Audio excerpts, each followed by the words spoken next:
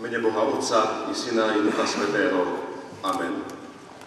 Vážený pán senior, nábožné kresťanské spoločenstvo, bratia a sestry v našom Pánovi Ježišovi Kristovi, nachádzame sa v vážnom pôstnom období, ktoré sa pomaly približuje ku svojmu vyvrcholeniu. Sprevádzame počas týchto týždňov spolu nášho Pána a Spasiteľa cestou jeho utrpenia a uvedomujeme si všetci, že aj naše životy sú neraz plné utrpenia. Dnes v tomto ekumenickom spoločenstve myslíme spolu zvlášť na utrpenie, ktoré zastihlo rodinu evanjelického farára Radoslava Zingera, dobrého priateľa Nadlaku a Nadlačanov. Nechceme to však robiť so smútkom v srdci, ale chceme zvestovať nádej, ktorú aj on zvestoval. Nádej, ktorou žil a aj zomieral. Nádej v život večný v našom Spasiteľovi Ježišovi Kristovi. S mládežnickým spevokolom zaspívame dnes najprv pôstnu pieseň z evanjelického spevníka Bol si tam, keď ho ukrižovali. Potom vyznáme v mládežnickej piesni, že našou nádejou je Pán. Pán, ktorý nám za každým dáva silu stáť. Dáva nám vždy vieru v pravý čas. Verným zotrvať. On nám dáva silu ísť. Bude nasledovať rytmická mládežnická pieseň Ježiš je víťaz. A nakoniec budeme prosiť o Božie požehnanie v piesni z evanjelického spevníka Žehnaj a ochraňuj nás. Medzi piesňami si vypočujeme osobné svedectvo od Emy, potom nám Jasminka a Ema prednesú báseň, modlitbu a nakoniec Ervin prečíta stať z Božieho slova. Pán Ježiš Kristus nech bude a zostane navždy našou nádejou. On nech nám ukazuje cestu, po ktorej máme kráčať v tejto pôstnej dobe, v čase skúšok, ale aj po celý život. Jemu sláva na veky vekov. Amen.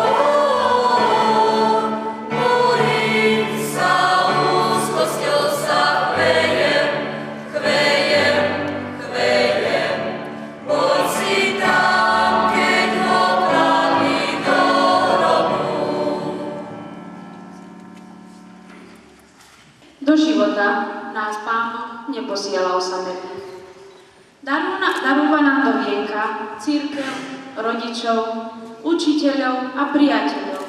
Ľudí, ktorí nás ovplyvňujú viac alebo menej. Pána farára Zingera som stretla len niekoľkokrát. Dosť však, aby som vedela, že bol spomedzi tých, čo hlboko oslovili môj život. Boli sme v Bratislave na ekumenickom stretnutí Slovákov.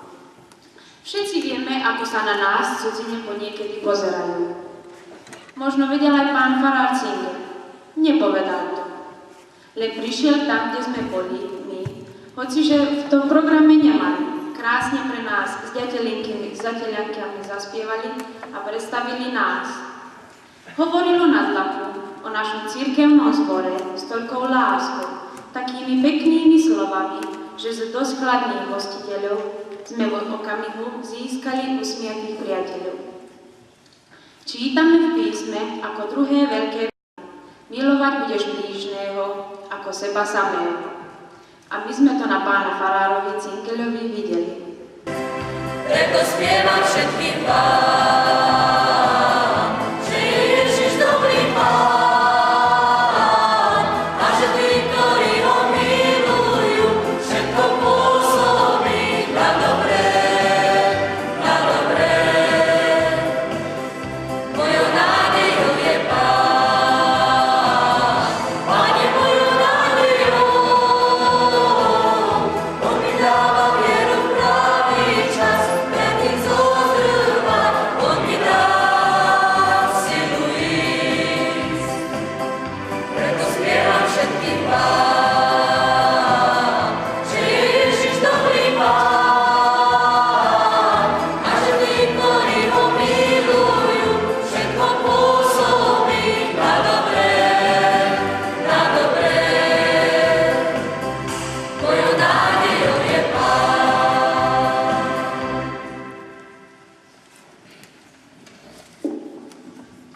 Dnes v noci mi zomrel priateľ, Pane, napísal Michel Quist.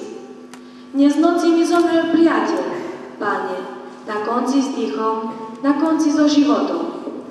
Bojoval proti rakovine až do posledného okamihu so svojou rodinou a s priateľmi lekármi. Nehovorím, Pane, keď si tak chcel, nech je vôľa Tvoja. A to bôž nie je Tvoja svätá vôľa.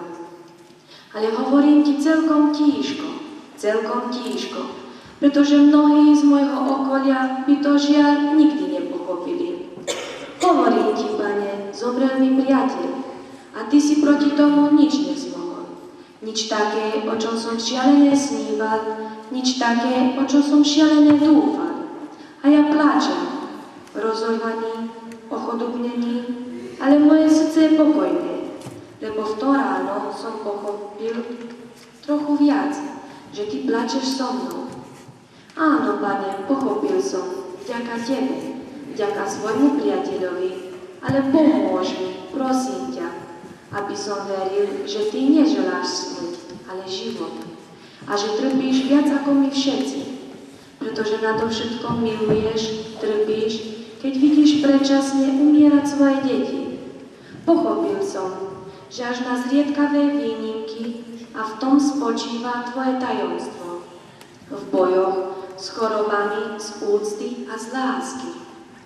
Nikdy si nechcel prebrať naše miesto, ale vždy si nám ponúkal, že budeš trpieť a bojovať spolu s nami.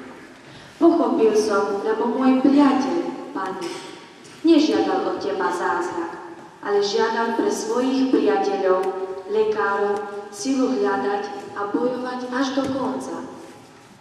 Úprimlivo prosil, aby mal silu trpieť, podstúpiť operáciu, liečbu a všetky pokusy, preto, aby iní po ňom trpeli menej, ba aby jedného dňa vyzdraveli. Nežiadal pre svojich blízkych milosť rezignácie, ale milosť chrániť život, vážiť si ho, rozvíjať ho až do poslednej chvíle kolísaných hudbou, ktorú miloval. Žiadal pre všetkých radosť zo života. Môj priateľ, Pane, neobetoval svoje utrpenie, lebo utrpenie, vravel, je zlo. A Boh nemá rád utrpenie. Ponúkol svoj bolestný boj proti utrpeniu. Tú nesmiernu energiu, tú silu, ktorá vychádzala z Neho vďaka Tebe, Pane. Ten nevyhnutný doplnok viery a lásky, aby človek nezúfal, ale veril, že život sa s Tebou znovu zrodí ponad smrť. Napokon, Pane, môj priateľ nedaroval svoje utrpenie, ale ako Ty s Tebou, ó Spasiteľ môj, Ježiš, daroval svoj život, aby sme my žili. Dnes v noci mi zomrel priateľ, Pane, a ja plačem, no moje srdce je pokojné, lebo dnes v noci mi zomrel priateľ, ale s tebou mi daroval život.